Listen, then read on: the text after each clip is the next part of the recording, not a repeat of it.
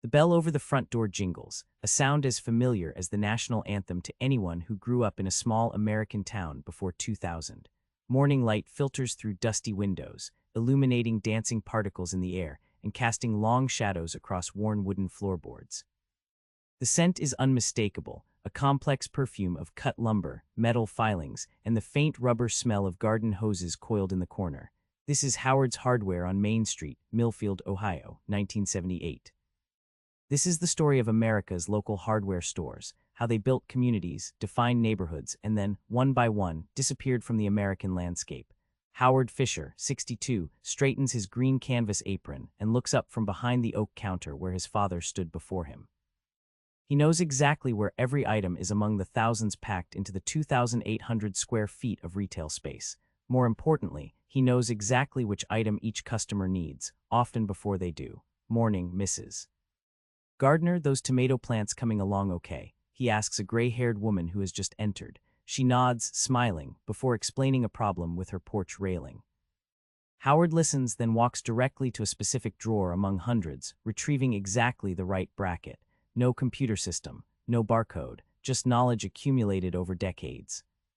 By 2020, Howard's Hardware would be gone, along with an estimated 13,000 other independent hardware stores across America. The buildings remain, converted to boutiques, offices, or simply left vacant, but something less tangible vanished with them. What happened to these cornerstone businesses that once anchored main streets from Maine to California? Was it simply market forces and inevitable progress, or did America lose something irreplaceable when the last locally owned hardware store in a community turned off its lights?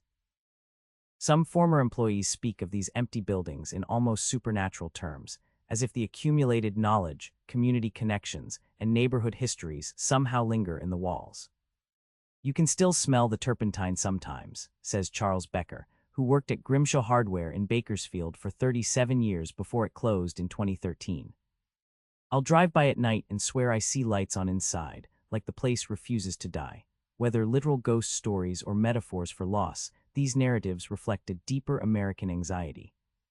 What happens to a community's soul when its anchors disappear? The story of America's hardware stores is more than a business case study.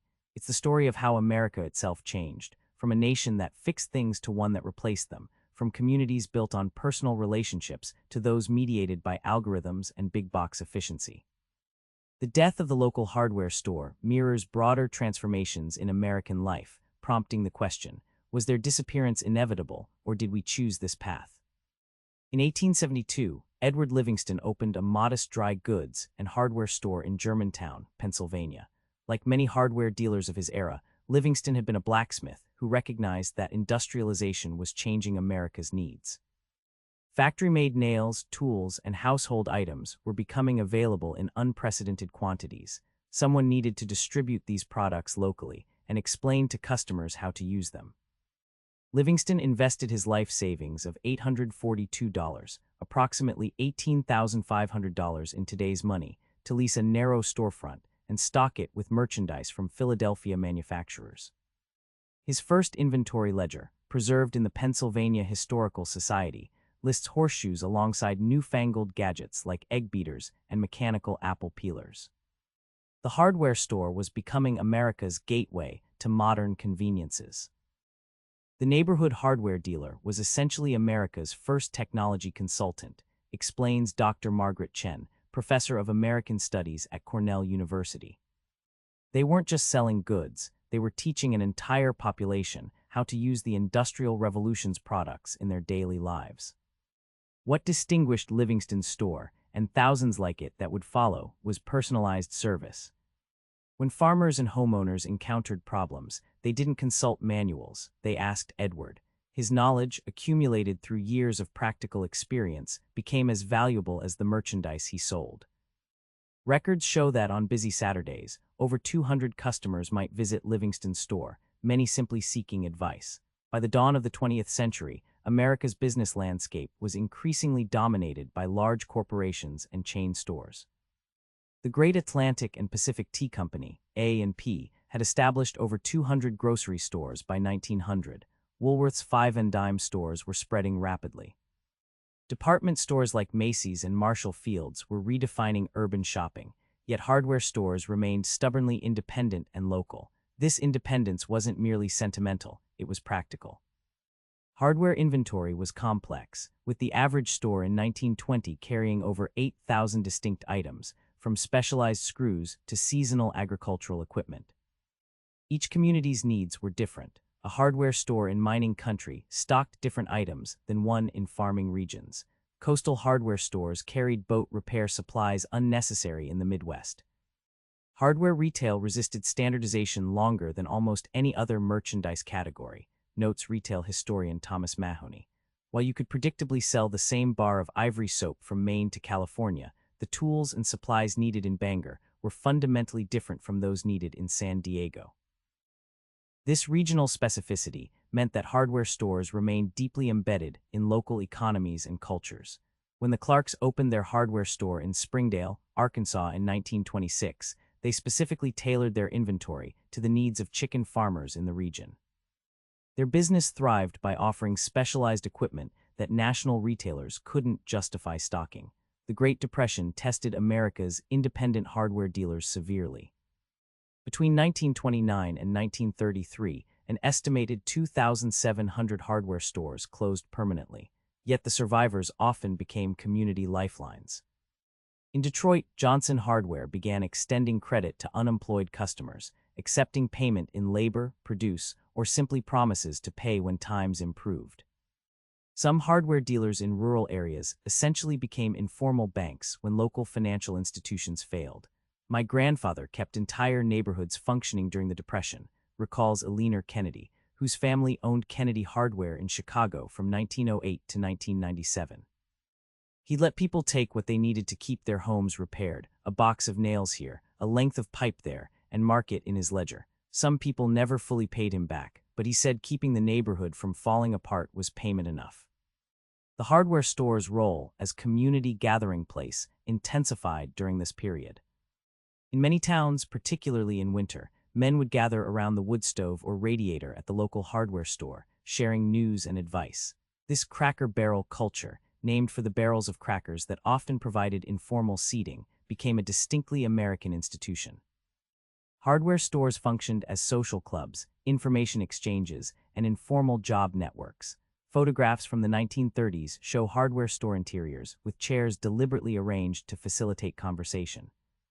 In rural areas, notices about community events were typically posted on hardware store bulletin boards. Political candidates made hardware stores essential campaign stops, recognizing them as centers of community influence. Some say the spirits of these gatherings remain. In Lakeville, Minnesota, the building that once housed Anderson Hardware now contains a women's clothing boutique, but employees report mysterious sounds of male laughter and conversation coming from the back room on cold winter mornings.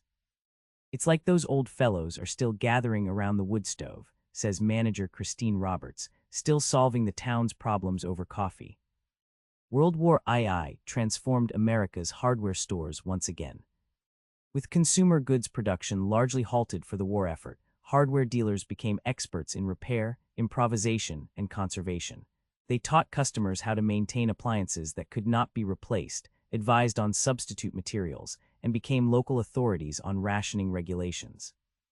Government records show that the Office of Price Administration relied heavily on hardware dealers to explain material restrictions to the public. A 1943 government pamphlet specifically instructed citizens to consult your local hardware dealer about wartime regulations affecting building materials. Perhaps most significantly, hardware stores became feminized spaces during the war. With millions of men overseas, women were suddenly responsible for home maintenance. Hardware dealers who adapted to this demographic shift, providing more detailed instructions, offering evening workshops, designing displays that made technical information accessible to novices, thrived despite wartime restrictions. My mother ran our family hardware store from 1942 to 1945, while my father was in the Pacific, says Robert Evans, whose family owned Evans Hardware in Morgantown, West Virginia. She said women would come in terrified of fixing things, but leave feeling empowered. She called it hardware therapy. This wartime transformation had lasting effects. Hardware stores became less intimidating and more service-oriented. The post-war building boom created unprecedented demand for home improvement products, and hardware dealers were perfectly positioned to benefit. The average hardware store's annual sales jumped from $27,000 in 1945 to $72,000 by 1950, approximately $775,000 in today's dollars. The period from 1945 to 1970 represents what many consider the golden age of American hardware stores. Veterans returning from the war received housing benefits, fueling suburban expansion. The resulting construction boom created enormous demand for building supplies, while new homeowners needed tools and guidance for maintenance and improvements. Census data shows that the number of independent hardware stores in America peaked in 1956 at approximately 39,800 locations. Almost every community of 2,500 or more people had its own hardware store, and larger towns typically had several, often specializing in different niches: general hardware, electrical supplies, plumbing, or garden equipment. If you wanted to take the pulse of a community in 1950s America, you didn't go to City Hall or the newspaper office. You went to the hardware store, says urban historian Patricia Reynolds. It's where you learned who was building, who was renovating, which neighborhoods were thriving, and which were declining. Hardware stores of this era were distinctive physical spaces. Typically housed in older buildings with high ceilings, they featured long wooden counters, rolling ladders to access high shelves, and elaborate organizational systems. Glass-fronted drawers contained fasteners and small parts. Barrels held bulk nails and screws. Seasonal merchandise rotated through prominent display areas, garden tools in spring, canning supplies in late summer, weatherproofing materials in fall. The sensory experience was equally distinctive. The smell combined cut lumber, machine oil, rubber garden hoses, burlap bags, and galvanized metal. The soundscape included the clatter of keys being cut, the whir of paint being mixed, the distinctive ring of the manual cash register, and constant conversation. Floors creaked underfoot. Every surface held accumulated layers of dust too ingrained to ever completely remove. This physical environment created what sociologists call a third place, neither home nor workplace, but a community space where diverse residents interacted across social boundaries. A banker might stand next to a janitor at the paint counter. A college professor might seek advice from a plumber about pipe fittings. The hardware store temporarily leveled social hierarchies through shared practical concerns. The people who worked in hardware stores during this golden age were as distinctive as the spaces themselves. Career hardware dealers possessed encyclopedic knowledge accumulated through decades of solving customers' problems. Many had started as teenagers, sweeping floors and stocking shelves, before gradually absorbing the vast product knowledge required.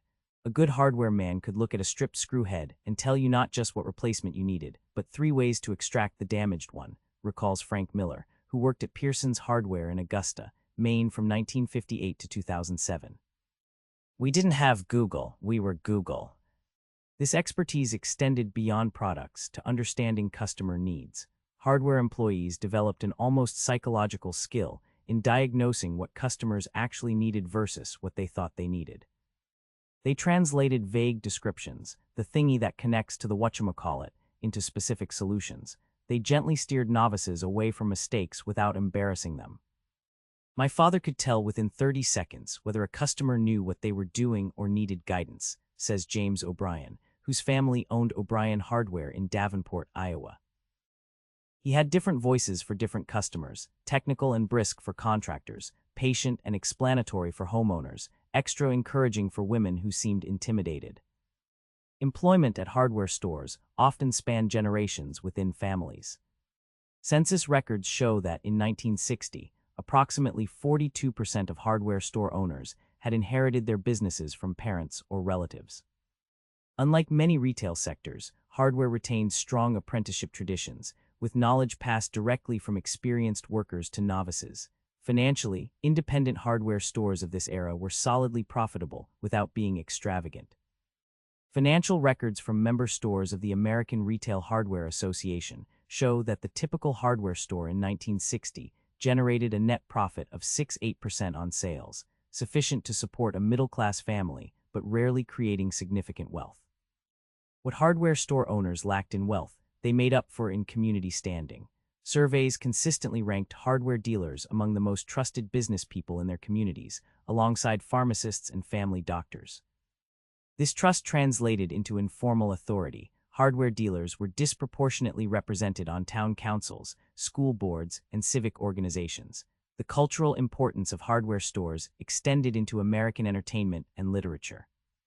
The 1962 film, Mr. Hobbs Takes a Vacation, features Jimmy Stewart shopping in a small-town hardware store, depicted as the center of authentic local knowledge.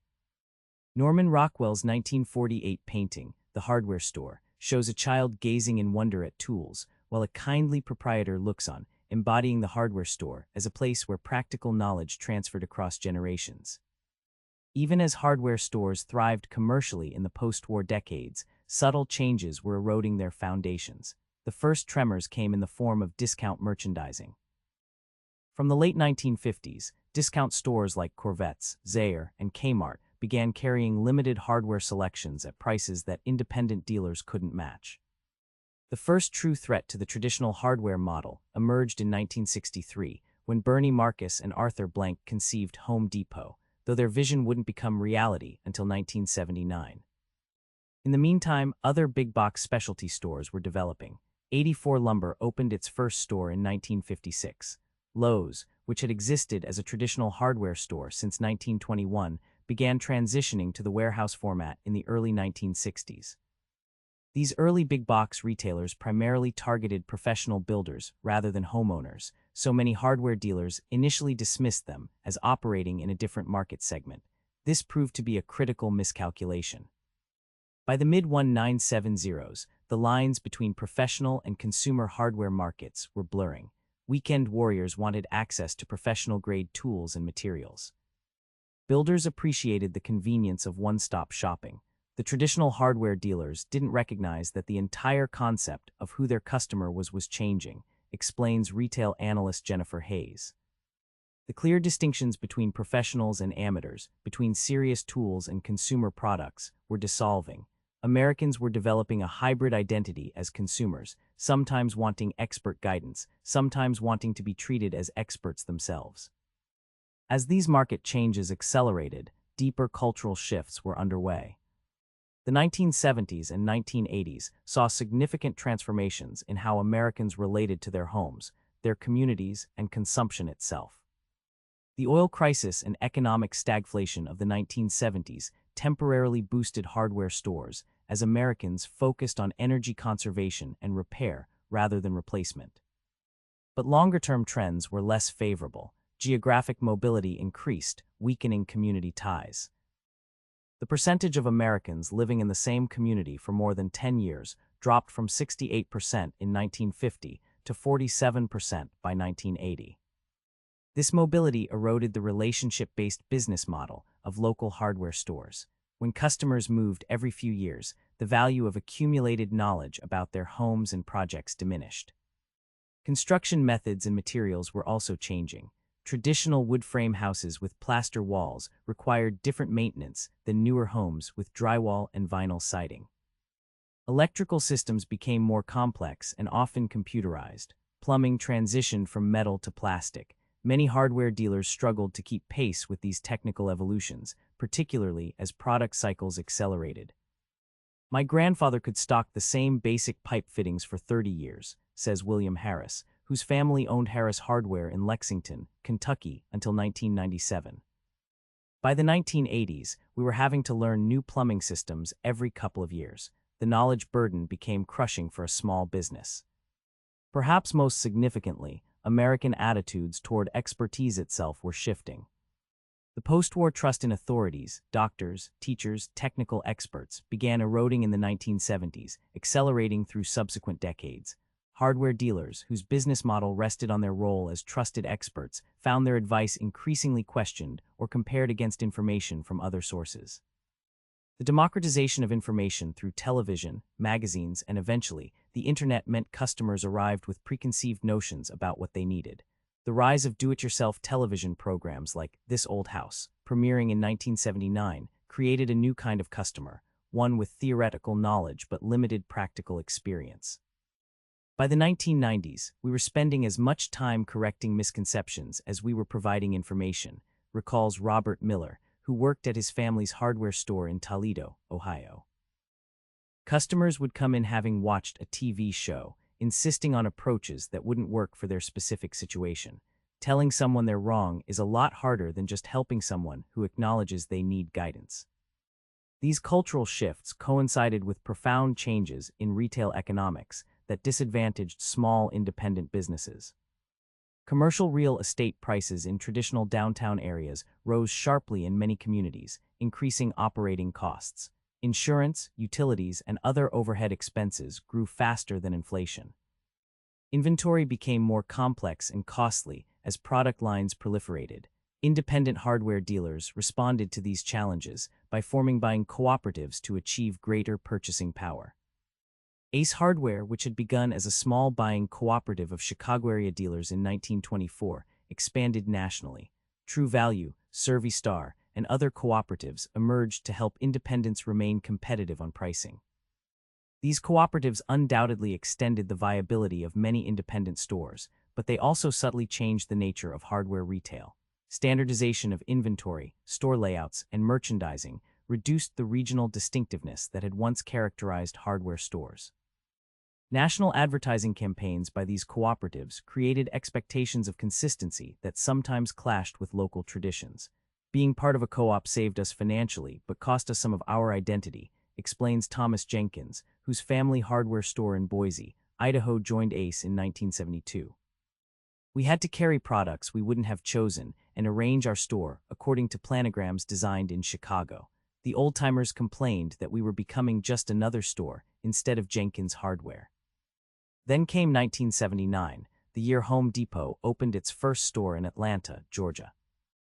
The warehouse format offered unprecedented selection, over 25,000 products compared to the typical hardware store's 10,000, at aggressively competitive prices. The 60,000 square foot stores dwarfed traditional hardware retailers, which typically operated in 5,800 square feet. Home Depot's founders, Bernie Marcus and Arthur Blank, had been fired from Handy Dan home improvement centers and deliberately set out to reinvent home improvement retail. Their vision combined warehouse-scale economics with service levels that mimicked traditional hardware stores. They hired experienced tradespeople as employees and emphasized customer education. What made Home Depot truly disruptive wasn't just size or pricing. It was that they successfully replicated parts of the hardware store experience, but in a warehouse environment, explains retail historian Mark Jenkins. They recognized that the knowledge component of hardware retail was as important as the products. The rapid expansion of Home Depot and competitors like Lowe's transformed the hardware landscape. By 1990, Home Depot had 145 stores. By 2000, it had 930 locations. Lowe's followed a similar trajectory. These big-box retailers strategically located at the edges of suburban areas, where land was cheaper and parking abundant. Their site selection frequently pulled customers from multiple traditional hardware stores' territories. The impact on independent hardware stores was devastating. Between 1990 and 2020, approximately 40% of America's independent hardware stores closed permanently. The decline followed a predictable pattern. When a big-box home improvement center opened, nearby hardware stores typically experienced a 25–30% revenue drop immediately. Some adapted and survived, but many entered a death spiral of reduced inventory, decreased staff, and diminished service, precisely the factors that had differentiated them.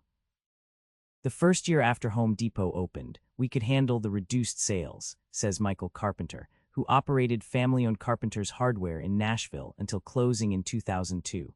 The second year was harder. By the third year, we couldn't afford to keep enough inventory to satisfy customers, which drove more people to Home Depot. It became a vicious cycle.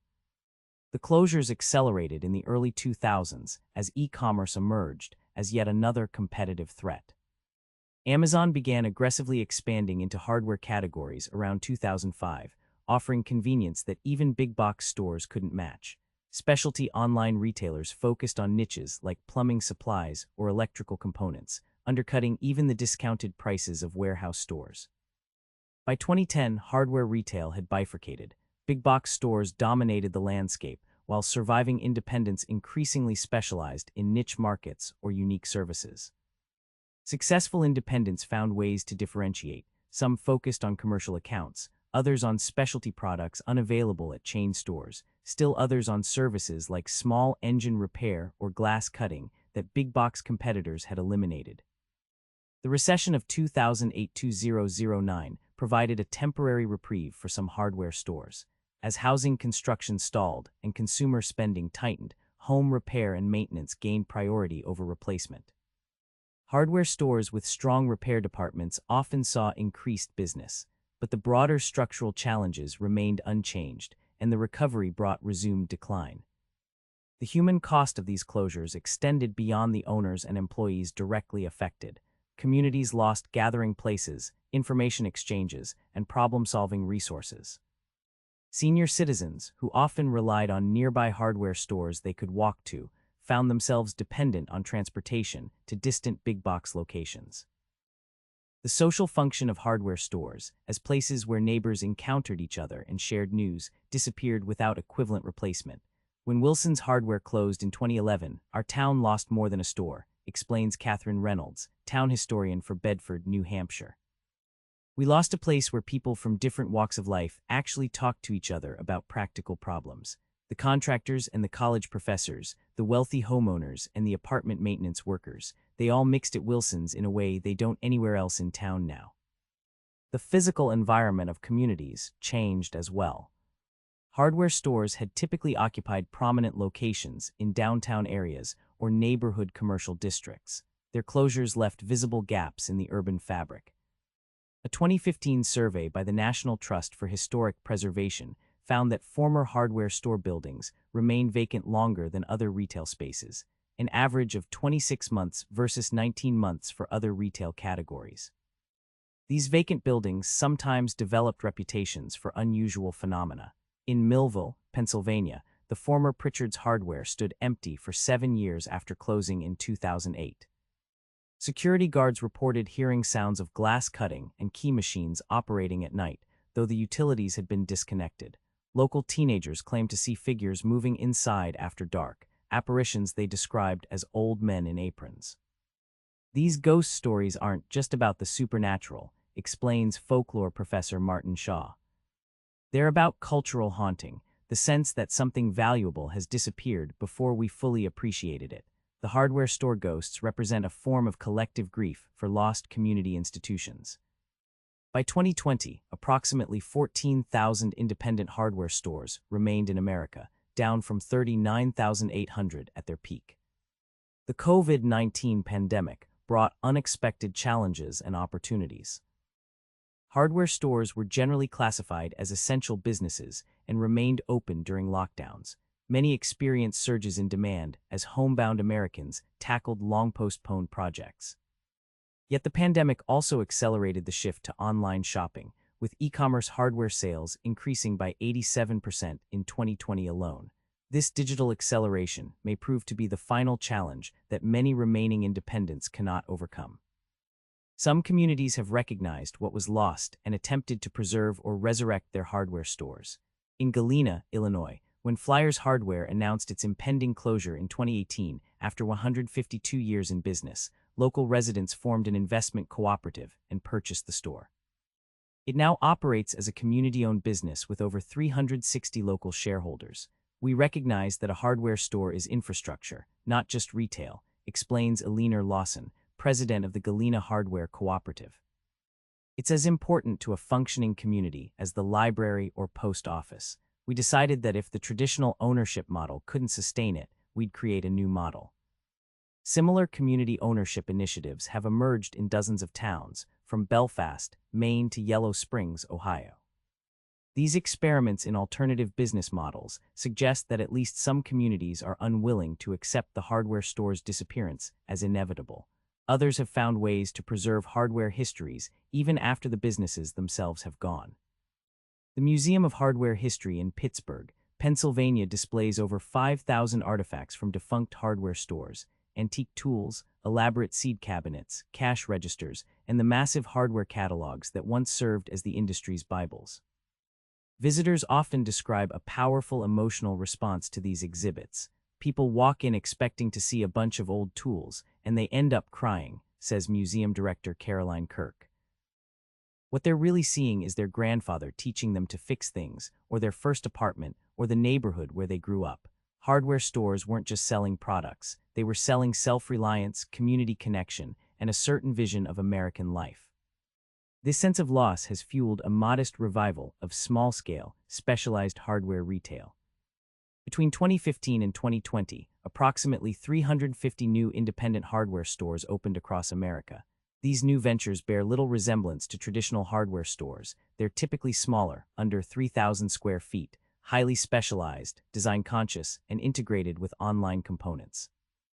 In Portland, Oregon, Handsome Hardware opened in 2017, focusing exclusively on architectural fixtures and restoration supplies for historic homes. In Chicago's Logan Square neighborhood, Community Hardware emphasizes urban gardening, apartment maintenance, and bike repair. These specialized retailers have abandoned any attempt to compete with big-box stores on selection or price, instead focusing on curation, expertise, and community connection. "We're not trying to be our grandfather's hardware store," explains Eric Lawton, owner of Craftsman & Co. in Minneapolis. "We've accepted that Amazon and Home Depot own the volume business. What they can't provide is deep expertise in specific niches, or the satisfaction of handling quality tools before purchasing, or the relationships that develop when you serve the same customers year after year." Whether these specialized retailers represent a sustainable future for independent hardware or merely a nostalgic blip remains uncertain. What is clear is that Americans continue to hunger for some version of what hardware stores once provided: practical knowledge shared face-to-face, tangible solutions to everyday problems, and physical spaces where diverse community members encounter each other. So what really happened to America's hardware stores? The easy explanation is economic, consolidation, competition, changing consumer preferences, but the deeper story involves cultural transformation. As American communities became more transient, as knowledge became more digital than personal, as efficiency took priority over relationship, the social ecosystem that sustained local hardware stores eroded.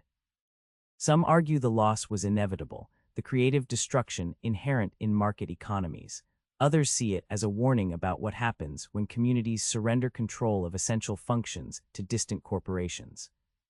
Still others suggest supernatural forces, that the spirits of America's makers and fixers couldn't rest while their knowledge and traditions disappeared. Perhaps all these interpretations contain partial truths. Hardware stores existed at the intersection of commerce and community, of practical knowledge and social connection. Their decline reflects shifts in both economic structures and cultural values. The bell over the front door at Howard's Hardware no longer jingles. The building now houses an artisanal coffee shop where customers sit silently with laptops, each in their own digital world. The wooden floors have been sanded and refinished, eliminating a century of character-building scratches and dents.